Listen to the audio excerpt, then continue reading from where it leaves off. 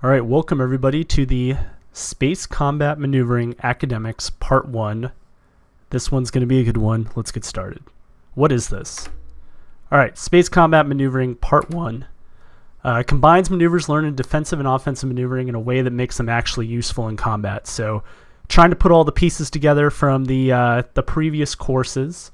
Space Combat Maneuvering Parts 1 and 2 are also the last course in the Legacy Instructional series. For the community guides. All right, so minimum knowledge required. So if you don't know how to do a skidded attack or an arcing zoom, you need those just to have something you can do during the various phases that we're going to discuss when we get into boom and zoom stuff. So if you don't know how to do those, go back, learn how to do those. Otherwise, you're not really going to get anything out of this. All right, so this is an academics video. Yes. It's an academics video. Yes, it's a PowerPoint, a glorified PowerPoint. So not a lot of flashy video, in-game video type stuff.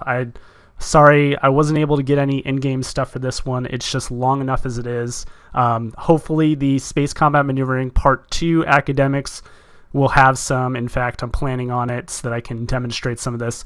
And then also the exercise videos are going to have obviously in-game footage. So if you want to check those out, then go ahead and do that. As of this recording, they aren't made yet.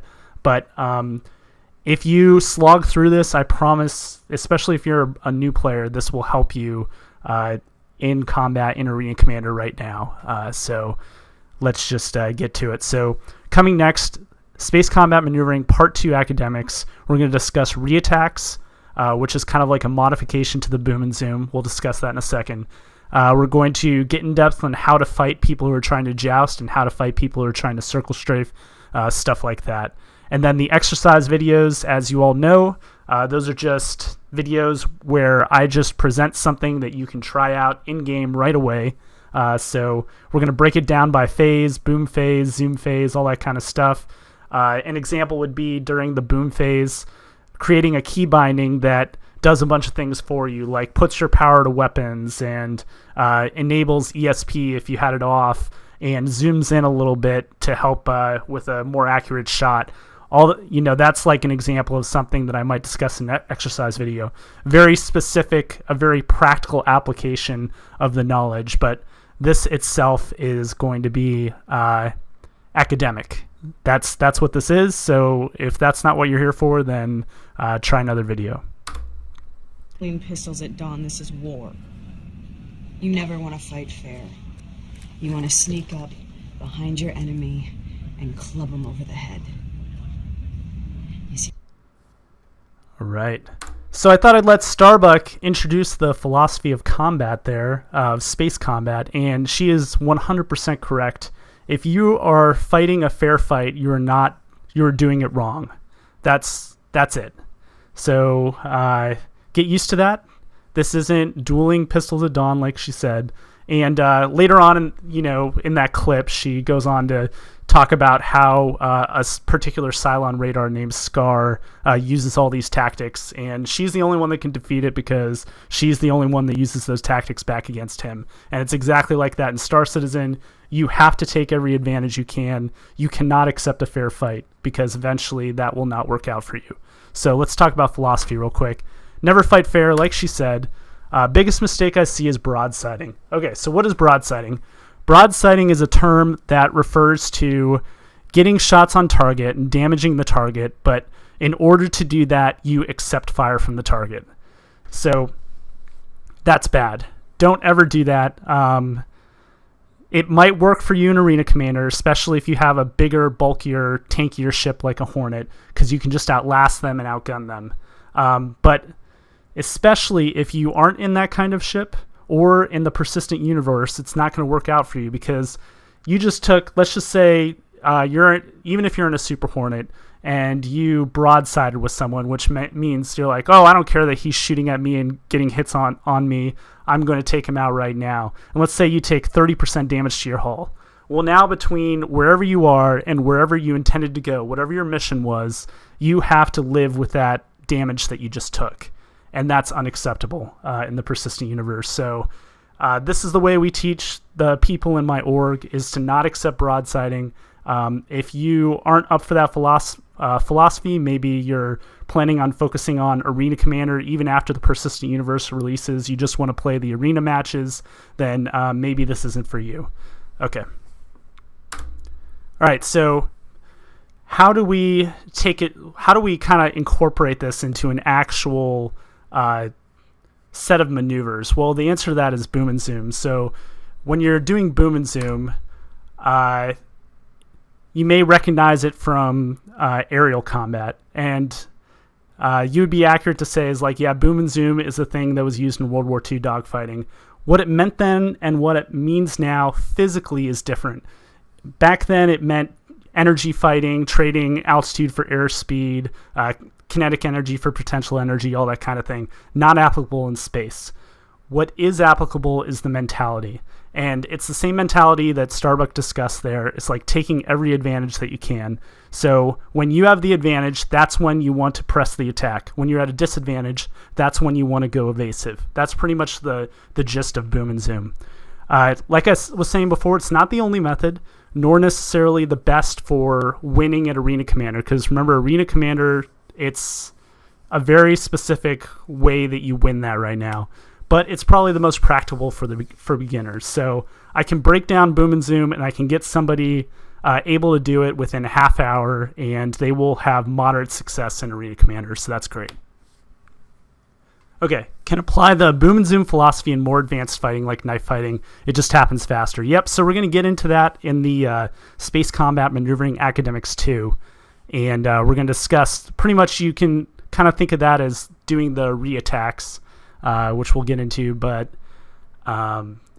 it's the same concept. It's just for your boom and zoom phase, they're just gonna be much shorter, like maybe on the order of seconds. Like you're booming for a couple seconds, then your enemy starts to gain a firing advantage positionally with you, and then you just zoom out for like a second or two. He loses track of you, and then you boom in again for a second or two. So it just happens faster. Okay. All right, so just going to go over the basic flow, and then we're going to get to the larger chart here. So first, just start off with the booming phase. Now, this is the damn the torpedoes full speed ahead phase. This is, you have the advantage. Nobody is firing at you. You're able to press the attack without sacrificing anything.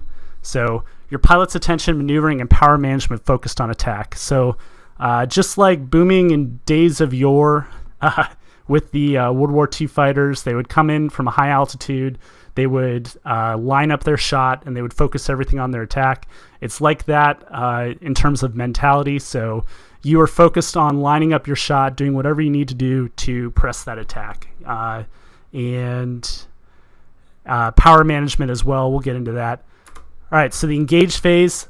Now, I like to say that's 300-400 meters away from the target, and that's pretty much, you're just trying not to hit each other. You're trying to avoid his fire while still maintaining fire on him as you pass each other. All right, so avoids hitting target, taking fire, and correctly executes blow-through or re-attack maneuver at CPA. What is the CPA? Closest point of approach. So it's the closest you and your target are going to get to each other. And if you don't do it right, that distance is 0 and you collide into him. If you do it correctly, then you should be able to get some lateral distance, which is going to help you keep guns on target as you pass the target. All right, so the zooming phase, this is full defensive. So everything's focused on defense. So in this way, between the booming and the zooming phase, you can take turns. It's like you're really focused on attack. You're lining up your shots for that. And then the zooming phase, like, oh, okay, now I'm taking fire. Now I need to go full evasive. Everything I'm doing is focused on not getting hit and absorbing what hits I do take. All right, so here we go. This is a decision-making tree I came up with for explaining space combat maneuvering. Like anything else, it's not set in stone. It's just to get you thinking about what you should be thinking about at these various stages. So just to kind of set the stage here, what we've got here are some, what I call them are bubbles. So everything outside in the green here, that's some distance where you're safe. Somewhere between 2,000 to 3,000 meters, depending on what your target's weapons are like. The Omnis and the Badger Bulldog series can shoot a little bit farther. Ballistics, obviously, you can stay a little bit closer to them and still not be in any kind of danger. Ultimately, it's going to be a personal decision. It's like, figure out during the course of dogfighting is like, at what distance do you feel safe from the enemy? And that's your safe or bug out region, this green region around here. All right, so then we've got some bubbles here. So I say that the zooming phase is between everything between the safe phase and the engaged phase. I put the engaged bubble at about 400 meters. Some people might argue for 300. Some might argue for 500. Defining the engaged phase is a little bit difficult, but it kind of ties into some of the teamwork stuff that my org does, and we started to base it on turn radius, and that didn't work because ships in Arena Commander can turn on a dime basically. So then we started basing it around friendly fire ranges, like how close you can be to somebody when they shoot a missile, and how close you'll be before the splash damage gets you and all that stuff. But generally it's around 400 meters is kind of the rule of thumb there. So we have the booming phase. So this is coming in at the target, and you may notice all these arrows here. Some of these are loosely representative of what your flight path should be, but obviously not set in stone. Like, it's not like you're not doing the zooming phase. If you don't do a full turn here, you can zoom out straight in this direction or something like that. I just wanted to logically make this decision chart kind of work. So that's why I kind of built it like this. So we're going to go through everything step by step here. Here you got your closest point of approach, and just a bunch of yes and no things here. So let's get started. So before you even begin, you're going to pick a target, and you're going to decide what target you want by asking, are the odds in your favor for this particular person? So what are the things we can ask ourselves? Is your target engaged with another ship? These are loosely in order of awesomeness. Obviously, like, engage with another ship, that's a really good target. You have the advantage, right? That's the whole idea here. Okay, so next, is damaged. Yep, you're going to need less shots on target to take him out, and he's not quite as capable, especially if he's severely damaged, to get shots back on you, so that's great. Low on ammo or power, so this one's a little bit harder to tell. Maybe if you were just at engagement with him, you'll know if he's low on ammo. For power, you can actually use the EM level. If the EM level's high, then they're probably recharging weapons, shields, all that kind of stuff. All right, pointed away from you. Yep. So in general, it's bad to boom in on somebody who's pointed toward you, because you are accepting a fair fight when you do that. And you're also getting yourself into a joust. So more of that to come in SCM Part 2. All right, without teammates, if there's more than one of them, probably a bad idea, right? That is like not even accepting a fair fight. That's accepting an unfair fight with the advantage going to your enemies. So if they have teammates, or if it's Battle Royale or something and they're just other people and you think that they'll probably turn towards you as soon as you get near them, you need to do something else. All right, so you answer that question. So and it's not like set in stone. Is like, if 3 of these are yes, then go ahead and do it. You just got to come make a judgment call. This entire thing, space combat maneuvering, is all about decision making. So that's why this decision tree is here. So like, okay, so let's say the odds aren't on our favor. Let's say our target's pointing at us and we don't think it's a good idea to go in. So we're going to go to no. Okay. Choose new target, work different positioning, find cover. Some other options are set up an intercept for your wingman. If you're in squadron battle, or in the PU, you've got wingmen. So if you can kind of drag your target into them, then it might be a good time to boom in. Work on different positioning. Yep, that kind of thing. Cover. So finding asteroids. If you feel more comfortable with asteroids, if you are confident with maneuvering around them, and you should be if you've been practicing the exercises from the basic flight maneuvering course, then you're going to gain an advantage just by dragging your enemy into asteroids. So that's a way to kind of tip the scales. All right, so you answered no, so it kind of fed you back to here. So now that you've tried one of those things, you're going to ask these questions to yourself again, and this time you're going to say, yeah, sure, he's got a lot of these things, and I think he'd be a good target. All right. So now you're going to make a plan. All right. So these acronyms, I came up with them. You don't have to use them. I wanted an easy way for you all to remember this stuff, because you're not going to be able to watch this video while you're practicing this stuff in Free Flight or Vandal Swarm or wherever you're going to practice it. At the same time, do I expect you, like, in the middle of a dogfight to say, okay, easy war. All right, so escape vector. Okay, let me pick that.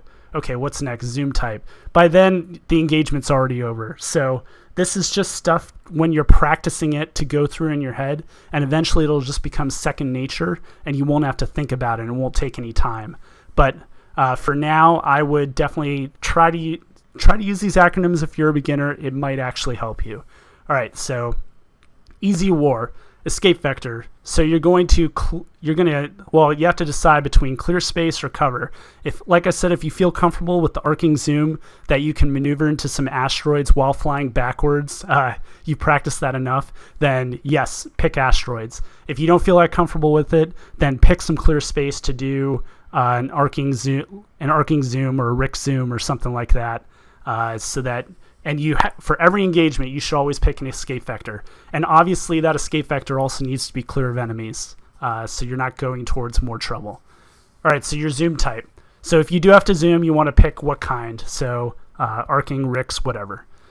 All right, wildcards. So you've got multiple enemies in front of you, and you need to come up with a method for mitigating the risk of attacking that kind of target. So if you got two people in front of you, one of them is never go up the center. Like I discussed in one of my other videos, you want to bracket them. So try to keep both of them in front of you. So you need to go off to the side so that they're both kind of in front of you on your windscreen when you do your boom.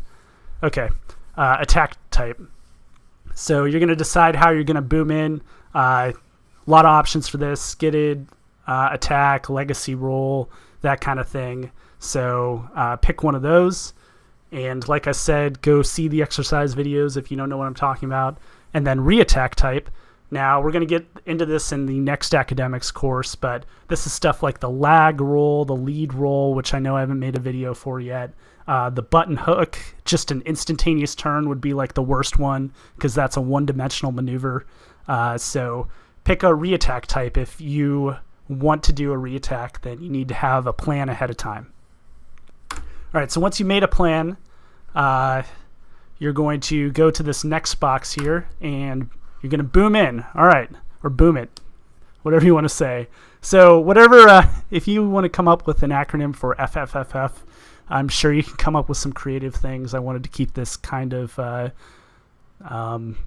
child-friendly, I guess, just in case there are any children that do, I don't know, whatever. But anyway, all right, so you're going to go full stabilization, ESP, ComStab, coupled, zoom, as desired. So you might fly around with all this stuff on already anyway. That's great. If you have some of it off, then try this a bunch of times with putting everything on, see if it works out for you. This is going to depend on your ship. This is going to depend on your ability level. This is going to depend on how much practice you have. This is going to depend on your preferences. So play around with enabling all these things. ComStab, I used to do this all the time, is I had one button bound that would enable ComStab. It would zoom me in a little bit and would put all my power to weapons. That was back when ComStab limited your turn rate, so what I was doing was I was reducing the sensitivity of my joystick. Now it doesn't work like that, but people are still reporting that enabling ComStab helps them line up shots, and they like to bind it on the same button as ESP, and that helps. I'd also couple up here if you prefer to fly around in decoupled mode, because that's going to make the most stable shot possible. And a little bit of zoom. So I have on voice attack, it just zooms in a little bit, and that also gives me a visual indication when I'm in this boom mode and I've got all this stuff enabled. And then when I press the button to get out of it, then it disables whatever I want here, and it also zooms me back out to the normal level. Okay, So full speed ahead, put your throttle at 100%. This is going to help you with your skidded attack.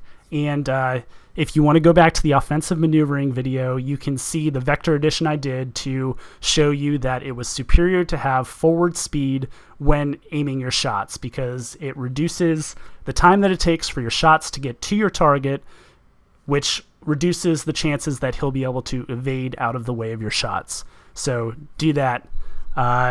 Full power to weapons, also optional. All these are optional, but if you want to go full power to weapons, and by that I mean full power prioritization to weapons, since you shouldn't be doing this when you're taking any fire, there should be no reason why you can't do that. So that'll help you. Obviously, if you're using all ballistics, you don't need to do that. And then just fire, fire, fire. I don't think you would forget to do that, but just in case, there it is. All right. So we just did that. So next we're booming in. We're between 2000 or whatever and the engaged phase. So what's next? All right. So we're going to constantly be reevaluating. Are the odds still in our favor? Okay. So we're looking at the same questions. It's like, is my target engaged with another ship damaged? Has he pointed towards me? Does he know that I'm coming? Have I lost the advantage of surprise? Have I lost all of my advantage? Is it a fair fight? If it's a fair fight, then that's bad. Okay, so let's say, for argument's sake, yes, the odds are still in your favor. So yes, okay, so we're going to go into the engaged phase here. All right, engaged, and I have another acronym. Okay, TOW, TVI off target. It's first because it's the most important.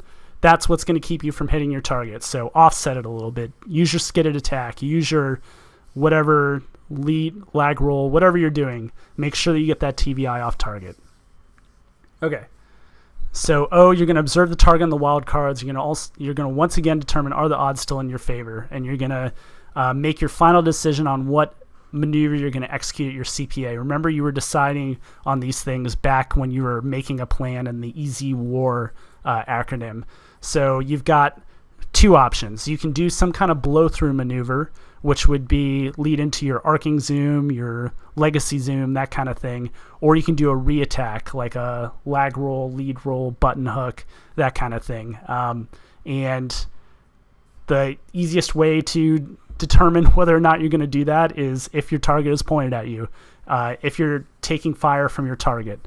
If he's pointed at you and he's not firing, then maybe you still have some kind of rotational advantage on him and you might want to try a re-attack. But if you're taking fire, then it's time to blow through and zoom out. All right. So you're at your CPA. I put 75 meters here. That's an estimate. It depends. And let's say you're like, oh, okay, I want to do my re-attack maneuver.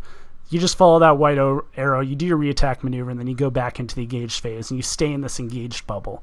All right, we're going to discuss that more in the next lesson.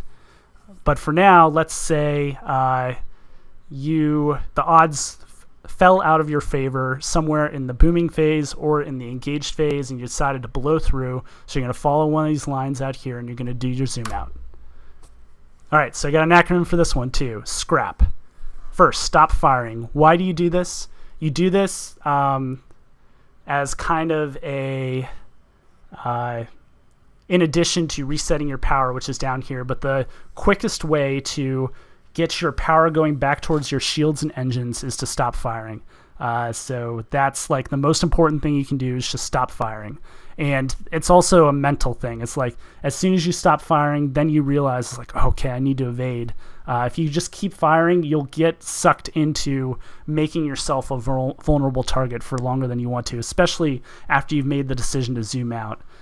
So you can start firing again later in 1 year zooms, especially if it's like an arcing zoom or something, which is kind of made so that you can do that. But at the get-go, stop firing. Okay, so next you're going to check vector. And I showed you this during the defensive maneuvering. Excuse me. Showed you that during the defensive maneuvering. So you're going to use your rear cam or whatever you're looking at. You're going to check for a moving TVI, and by that I mean moving against the background, not against your HUD, which means that you're accelerating and hard to hit.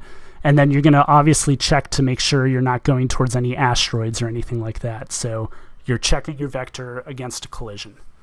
All right, reallocate power, shields, engines, thrusters, what have you. Experiment with that, but don't really need them in weapons anymore.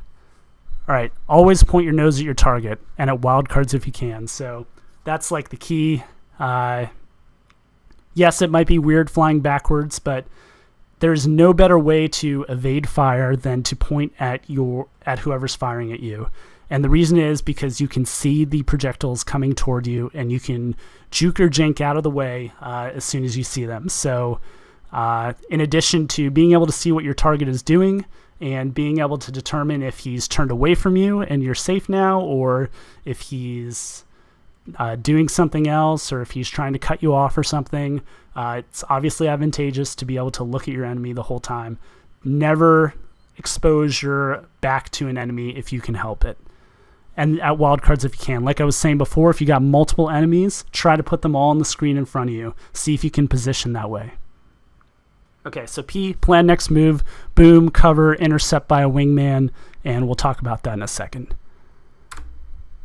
All right, so we're following this line here. Have the odds shifted back. All right, did your target ignore you after your pass? So you decide to zoom out, and then your target just didn't go after you. Well, that's good, right? Give up on you and go after someone else. Yep, they'll do that after a while. They'll just get bored. It's Arena Commander, so everybody really wants a lot of points, so they're just going to give up on you, and they're going to go after an easier target. Hit an asteroid object or another player. Yep, that would put the odds in your favor, because now they're unable to really do anything for a few seconds. Did they get attacked by somebody else? Even if they're still pointing at you, if they're getting attacked by someone else, depending on the situation, it might be okay to boom back in on them. All right.